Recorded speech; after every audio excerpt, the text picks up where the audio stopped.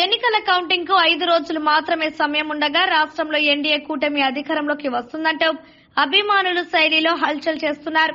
ద్విచక్ర వాహనాలపై తన అభిమాన ఎమ్మెల్యే గారి తాలూకా అంటూ నంబర్ ప్లేట్లు వేయించుకుంటూ తమ అభిమానాన్ని అరుదైన రీతిలో ప్రదర్శిస్తున్నారు. రాష్ట్రంలో మొదటిగా పిఠాపురంలో ప్రారంభమైన ఈ పద్ధతి క్రమంగా రాష్ట్రం మొత్తం పాకింది.